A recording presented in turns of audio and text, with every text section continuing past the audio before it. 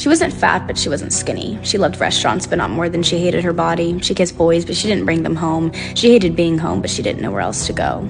She wasn't shy, but she hated small talk. She craved deep conversations, but would never open up. She hated living, but she didn't want to die. She loved laughing, but not as much as she needed to cry. She wasn't a bad person, but she didn't feel good. She was always there for others, but herself never understood.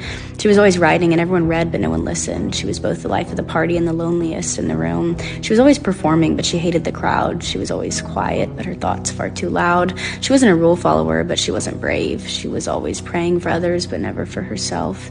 She wasn't ugly, but she wasn't beautiful. She wanted to be loved the way she loved others for once. She wasn't manipulative, but she knew how to lie. She didn't have her mother's temper, but she had her mother's sad eyes. She wanted her father's kindness, but she got his tendency to run away.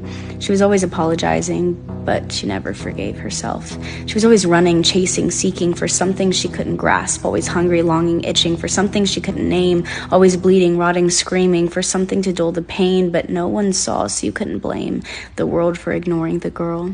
She was always smiling, laughing, mending others' scars. She was always dreaming, never sleeping, always looking at the stars. She was born with wings instead of feet, always needing somewhere to flee, but she couldn't fly. Her baggage held her down. She wasn't depressed, at least she didn't think. A dangerous coping mechanism for a girl with clipped wings.